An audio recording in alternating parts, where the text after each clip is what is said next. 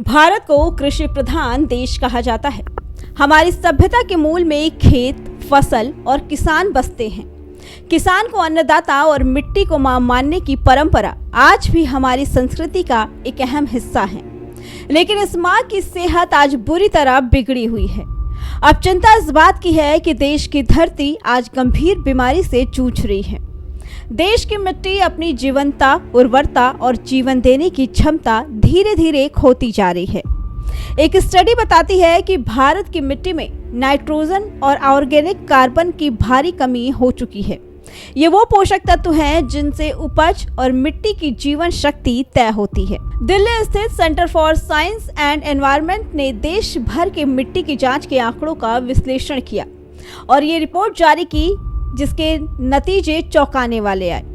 देश की लगभग 64% मिट्टी में नाइट्रोजन की कमी है, जबकि 48% मिट्टी में ऑर्गेनिक कार्बन बेहद कम पाया गया है। यानी मिट्टी में वो ताकत ही नहीं बची जिसके सहारे फसलें मजबूत होकर उगे और हमें पोषण दे। ऐसे में सवाल उठता है कि अगर मिट्टी बीमार हो गई तो हमारी थाली तक अनाज कैसे पहुंचेगा? भविष्य की इस चिंता ने वैज्ञानिकों, नीति निर्माताओं और किसानों को झकझोर दिया है। सॉइल हेल्थ कार्ड योजना 2015 में शुरू की गई।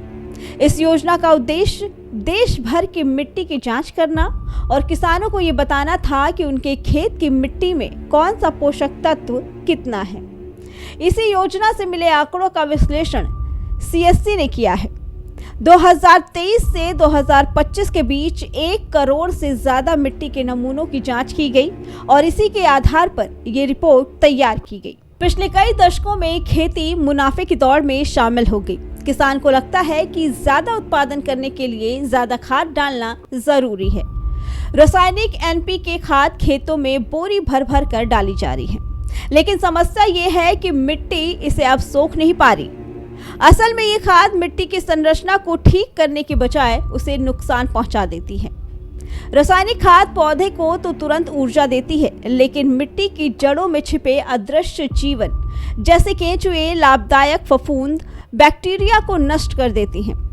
ये छोटे छोटे जीव ही मिट्टी को उपजाऊ बनाते हैं। जब ये खत्म हो जाते हैं तो मिट्टी जैविक रूप से खत्म होने लगती है। ऑर्गेनिक कार्बन को मिट्टी की आत्मा कहा जाता है। ये वही तत्व है जो मिट्टी को भुरभुरा बनाता है और बारिश का पानी रोक कर रखता है। इसके साथ ही मिट्टी में हवा और नमी के संतुलन को बनाए रखता है। पौधों की जड़ों तक पोषण पहुंचाता है। ऑर्गेनिक कार्बन जलवायु परिवर्तन से लड़ने में भी अहम भूमिका निभाता है। स्वस्थ मिट्टी वातावरण में मौजूद कार्बन को अपनी सतह में कैद कर लेती है। इसे कार्बन भंडारण कहते हैं। एक रिपोर्ट कहती है कि भारत की मिट्टी हर साल 6-7 टेराग्राम कार्बन को रोक सकती है, लेकिन अगर मिट्टी में ऑर्गेनिक कार्बन घट रहा है तो ये क्षमता धीरे धीरे खत्म हो जाएगी। इस रिपोर्ट के बाद ऐसी संभावना है कि धरती का तापमान और भी तेजी से बढ़ेगा। मिट्टी का जीवन उसकी भौतिक संरचना और जैविक सक्रियता से तय होता है।